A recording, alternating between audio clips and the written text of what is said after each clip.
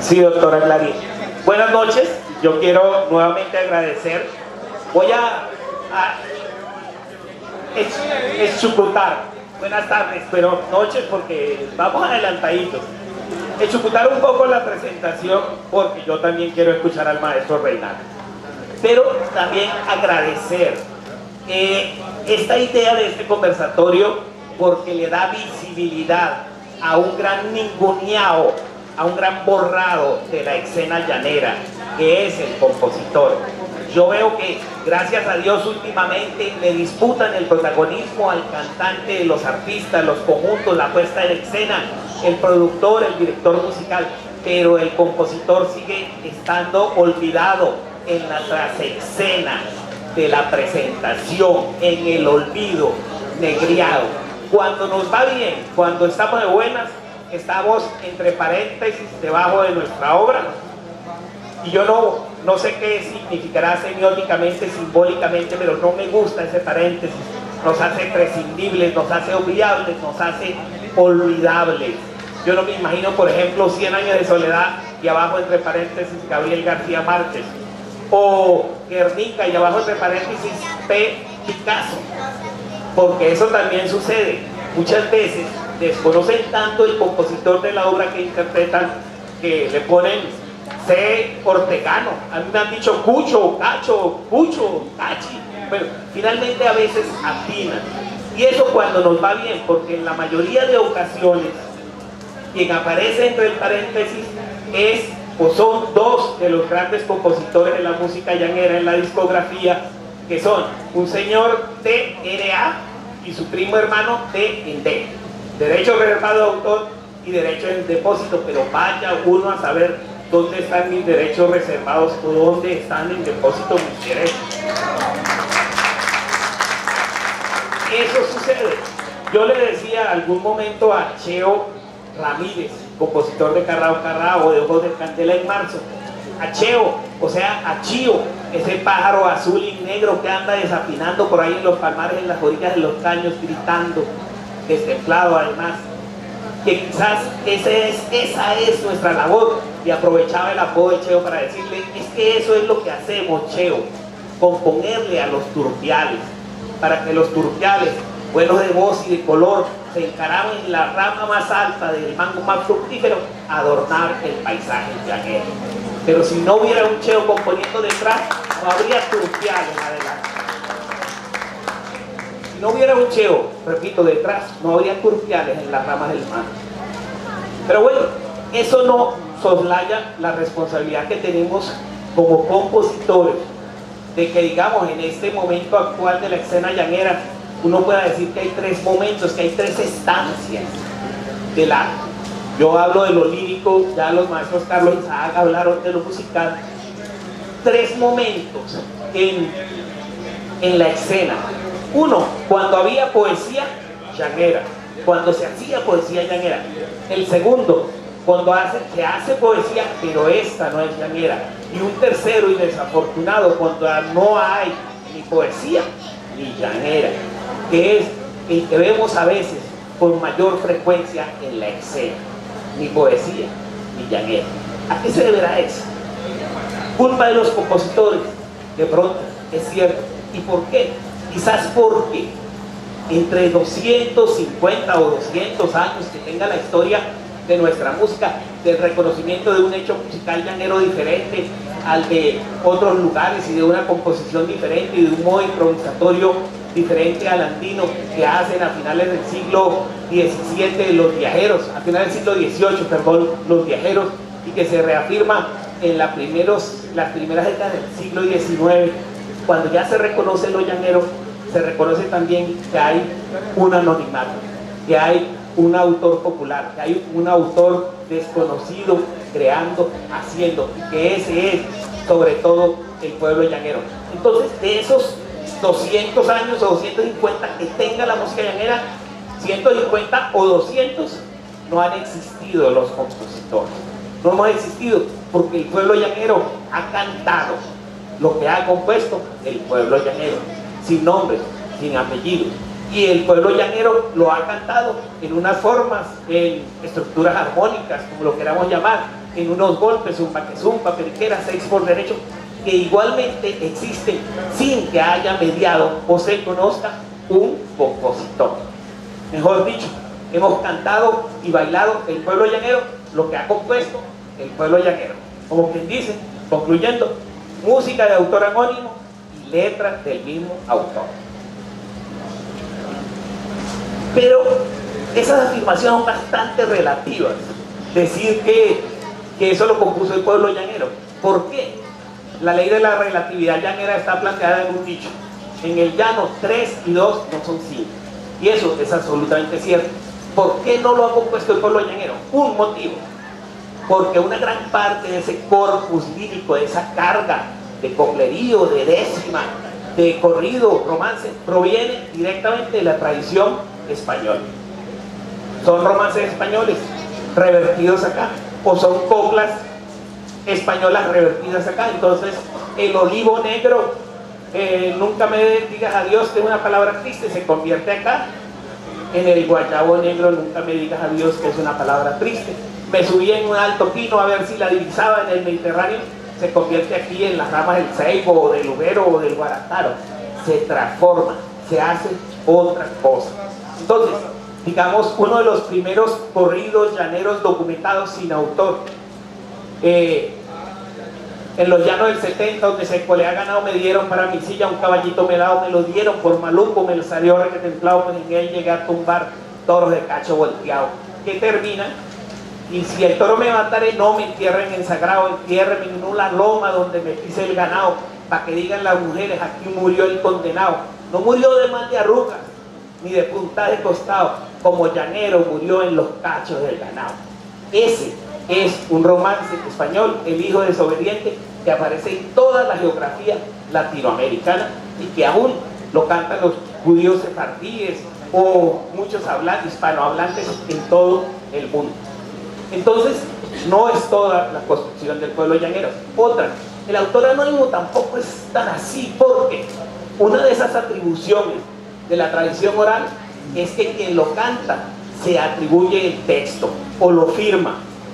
Y este correo, señores, fue sacado por un llanero, hijo de la Trinidad, en la vida Placentero, que fue ascendido a teniente por Guadalupe Salcedo.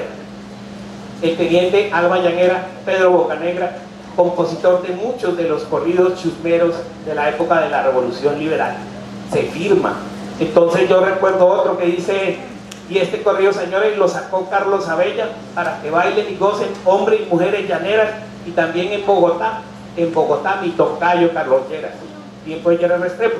Así iniciaba un pasaje que luego, con autoría supuesta de Rafael Martínez, fue grabado por Tirso Delgado, y el cubiro Mujer Ajena o Bonita y Eres Ajena.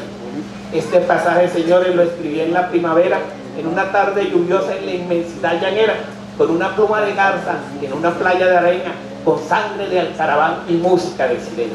Yo conocí eso como de Carlos Abella, un poeta natural. Entonces los poetas, Alirio Camacho, Carbella, Alma Llanera, firmaban sus composiciones. Pero el problema de la oralidad es ese, que donde dice Carlos Abella, también el poeta o el intérprete podría decir Carlos Rojas. Y este corrido, señores, lo sacó fue Carlos Rojas o Alberto Vaquero, y sigue rimando. Adecúa. Entonces ese autor, que en algún momento fue conocido, se desvanece y deja de aparecer. O hay otra forma, otra manera en que lo más conveniente es el anonimato. Quizás el primero de los textos llaneros conocidos, hace poco lo recordaba, 1814, la Caracas bajo el Imperio Español, los insurgentes revolucionarios cantando emparrandados unas redondillas que dicen: mi general Bolívar tiene un caballo que cuando va a la guerra se vuelve un rayo. Ese expediente es la primera aparición documentada del término joropo. Dice: se bailó el piquiriro y el joropo, y se cantó lo mismo. La guitarra la tocaba Victorio Villegas. Dicen no saber quién escribió las redondillas, porque iban para la cárcel. Eran pardos, eran libertarios. Esa, la primera aparición documentada del término joropo, porque la del soropo escubillado no se ha podido documentar más allá de la misma mención que hace Juan José Churrión. pero la supuesta ordenanza no aparece, está perdida. ¿Qué sucede con esa gran construcción de textos anónimos y de creaciones anónimas? Viven, se mantienen, alimentan, se recrean. Fíjense que esta ya no es de la tradición española. Mi general Bolívar tiene un caballo que cuando va a la guerra se vuelve un rayo. Es una creación del pueblo. Es una nueva canción que describe un momento, que hace un papel de la función social de la música para generar reacciones. Entonces, unos años más tarde, Powell, un capitán inglés que hace parte de la tropa de independencia, ya trae el texto completo de eso que llama él despedida. A las armas se van nuestros libertadores, el cielo les conserve a sus amores. ¿Qué pasa con eso? Siempre esa copla anónima, siempre ese canto anónimo, sin dueño, cambia, un cambio social muy importante. Y en 1950, más o menos, con la aparición o el afianzamiento de la discografía llanera, ya se transforma y necesita de un autor conocido. Quizás el primero de los autores conocidos lo referenciamos hace poco, y si podemos correr algunas diapositivas, lo veremos. El primero de los autores conocidos es don Pedro Elías Gutiérrez, con la música, director de la banda marcial de Caracas, autor de muchos otros joropos, y el autor del texto, Rafael Bolívar Coronado, todo un personaje, toda una singular persona que les cuento. Ahí está algún afiche de ellos. Rafael Bolívar Coronado vivió en España, donde le encargaron hacer libros sobre Latinoamérica, y él se fue a investigar a los archivos, pero no encontró allá nada, entonces decidió escribirlos, e hizo 20 libros, de los cuales todos son apócrifos. Hace antologías de poesía costarricense o boliviana, y se inventa los poetas, los poemas y las críticas, lo hace todo. Rafael Bolívar Coronado, todo un personaje. Ese 1815, dejémoslo por ahí, 1915, ciento y pico de años, es como el primer reconocimiento de un texto de autor conocido y la división letra y música. Salvo después hay apariciones de discografía, 1917, 1922, Lionel Velasco, Flores de Pascua, la misma Alma Llanera grabada por Alejandro Wills en Nueva York con orquesta. Fijémonos de dónde vienen esas orquestas. Lionel Velasco, autor de Juliana, graba en 1917 Juliana y un guacharaca, así sin la A final de guacharaca, en Nueva York con la orquesta de la RCA Víctor. De por ahí proviene todo ese movimiento que después de alguna manera retoman Vicente Flores o Miguel Ángel Martín. ¿Qué pasa sobre 1950 como hecho social y político? Uno, que mencionó Carlos, violencia en Colombia, desde 1948, asesinato de Gaitán. Otro, si quiere dejemos el cabezote de otro tema, el centrodisco del Alma Llanera, o de otro tema de Corrido Llanero de Pedro Elías Gutiérrez, también con una disquera alemana en ese tiempo. ¿Qué pasa en Venezuela? Pérez Jiménez, o sea, el nacionalismo. ¿Qué necesita el nacionalismo? ¿Qué ha necesitado siempre? De símbolos nacionales. Entonces, ¿qué construye? La música nacional, algo de lo que no nos hemos podido escapar todavía. En Venezuela, la música nacional es el joropo, el deporte nacional, el coleo. Tuvo un gran artista, lo aprovechó hasta el agotamiento, Juan Vicente Torrealba, que fue el símbolo total de ese espíritu del nacionalismo venezolano representado en el joropo. Otras músicas regionales venezolanas quedaron relegadas por la gran aparición, la gran fuerza que necesitaba el joropo. Y los artistas, los cantantes, entonces al lado de Juan Vicente, Mario Suárez, Rafael Montaño, muchos no llaneros como ellos, Magdalena Sánchez, otros llaneros como Loyola, como Adilia Castillo. ¿Qué necesita un artista para surgir ya en la disquera? Primero, crea una distancia, se sube aquí donde estoy yo, a una tarima. Ya no es el parrandero que suelta la teta de la vaca o acaba de ajustar su 10º caballo y se pone a tocar el arpa, sino es ahora el músico profesional que no se llena de callos las manos con un machete, sino que se dedica a dejarse las uñas largas como los maestros artistas para ejecutar mejor su instrumento. Hay una profesionalización y un distanciamiento de la escena llanera y una multiplicación, porque ya no se canta para los 40 vecinos del caserío de Las Guamas a los que le canta el coplero Freddy Torres, donde nació cantando, sino a los 10.000 de un amanecer llanero, a los incontables de una publicación en la televisión o en las redes. Entonces, ¿qué necesita ese compositor para identificarse? La obra, ese cantante para identificarse, una obra también singularizada, con nombre y apellido, que afiance su personalidad interpretativa y que afiance su escena. ¿A quienes encuentra Juan Vicente? Aún unos grandes poetas, porque hay que decir que la primera opción de grabación de temas no estuvo en la composición específica de músicas y textos, sino más bien en la búsqueda de textos poéticos llaneros para colocarles la música. Y fue Juan Vicente un maestro en eso, aprovechado o afianzado en la obra de dos grandes compositores, un paisano del maestro Ernesto Luis Rodríguez y un gran Germán Fleitas Beroes. De ellos son Mujer Llanera, Muchacha de Ojos Negros, Solito con las Estrellas. La gran mayoría de los textos que uno conoce, como de Juan Vicente Torrealba, son en realidad de este par de poetas y escritores. Entonces, ahí empieza a darse una transformación. ¿Y qué pasa? No es solo esa obra de Ernesto Luis y de Germán Fleitas, también la de otros grandes escritores, Julio César Sánchez Olivo. Entonces, por ejemplo, al lado de un cuatrista que elabora la música, Cajón de Arauca Apureño, o Sentimiento Llanero, cantar pasaje llanero no es para cantores finos, se necesitan los bríos y el alma de un florentino. Ellos cantarán muy bien tango, bolero, pasillo, pero no uséis por derecho reventón y relancino, vibrante y quitaflojeras como relincho camino. Esos textos son poemas de, en ese caso, Julio César Sánchez Olivo, José Natalio Estrada, también alimentan todo ese corpus. Y también sucede que el cantante sigue alimentándose de lo tradicional, del romancero. Entonces, quizás uno de los más conocidos pasajes: un lunes por la mañana, principio de la semana, se despidieron mis ojos de la prenda que adoraba. Un romance medieval que se llama Los días de la semana, que Eneas Perdomo abandona, toma esos dos versos, pero luego lo retoma, y que aún circula en el llano entre cantores populares con el resto de los días. Bueno, ¿qué digo? Los negros de Panapana, retomado como 6 por derecho por Pedro Emilio Sánchez. Y ahora es un momento en que aún manamos, afortunadamente, digo yo, no nos hemos desprendido de la tradición, pero aún ese manantial, de ese manantial bebemos.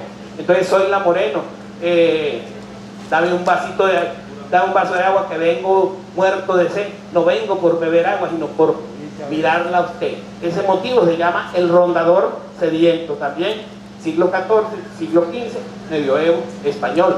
O Jorge Guerrero, ayer me dijiste que hoy me dices que mañana, y mañana me dirás que venga la otra semana.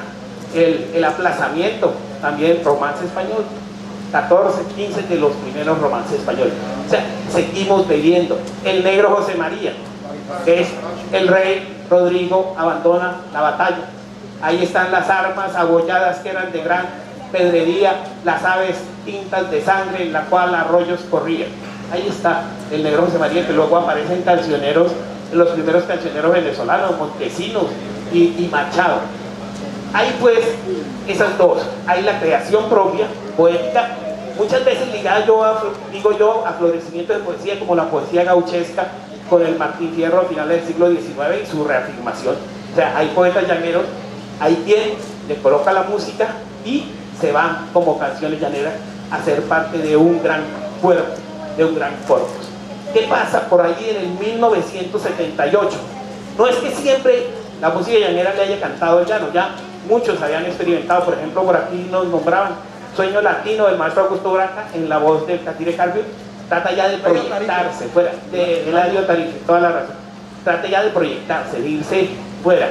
Pero en 1978 pasan cosas muy singulares, y es la aparición de un disco del maestro Reinaldo Arras, que para mí constituye una frontera temática y una entrada de nuevos temas a nuestra música, que había estado tan indisolublemente ligada al paisaje, a los llaneros. A usted me va a perdonar si alguna vez la ofendí, etcétera. Después reafirmada en una semicurva del camino, quien andaría rondando por ahí, con telefonito, no sé, toda una nueva escena. Toda una nueva escena que tiene ¿qué ingredientes? Triunfa, pega, o sea, pero lo desafortunado es que no todos esos cantadores que siguen esa huella son el maestro Reinaldo Armas y tienen esa coherencia de pensamiento, de construcción de melodías y de construcción de textos. Entonces hay también mucho infortunio en esa corriente que sigue al maestro Reinaldo y que implica la urbanización de la música. La música deja de ser la escena criolla, la música deja de estar en la sabana y la música se viene a la ciudad. Y muchas veces, igual que los llaneros, no sabe qué hacer en la ciudad, no sabe qué ponerse a hacer. Entonces la música también se mete a trabajar en los asaderos, se mete a revenderse en las esquinas, se mete a lumpenizarse, diría yo, tanto en el contenido textual como en la repetición de fórmulas de alguna manera exitosas y facilistas, como en la imitación fácil y sin consideraciones de modelos exitosos en otros escenarios, como el vallenato, como la música popular, como la música ranchera, como la música norteña. Entonces hay un cambio total de escena, con grandes pecados. Primero, no somos sinceros. Si somos pueblanos, ya hay mucho llanero que no tiene cabida en la sabana, pero es lo valioso de ser llanero, lo valioso de la llaneridad, no es solo la llanería, lo valioso de la llaneridad es el llanero. O sea, no hay que enlazar un toro para ser llanero, ni mucho menos, ni tampoco para componer un pasaje o tocar un arpa.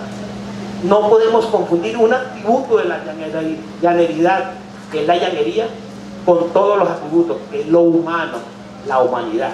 Entonces podemos seguir cantando, podemos seguir componiendo, podemos seguir haciendo música sin salirnos de los llaneros, que es un poco lo que yo pediría o quisiera que sucediera. Porque yo pienso, ya quiero cerrar un poco la intervención, yo me puedo imaginar un llano sin llaneros que está pasando, porque estamos vendiendo el fondo, estamos cediendo el territorio, o quizás el poder en su soberbia, que no es lo mismo que su sapiencia, decida quitarnos la tierra a los llaneros. Entonces habrá de pronto el llano sin llaneros. Es difícil imaginarlo, pero lo que yo no me puedo imaginar de hecho es un joropo sin llano. No creo que sea posible, no creo que lo permitamos, no creo que siga siendo joropo simplemente, un joropo sin llano, un joropo sin tierra, un joropo sin sabor, un joropo sin turpiales, un joropo sin cheos, sin toros, sin caballos.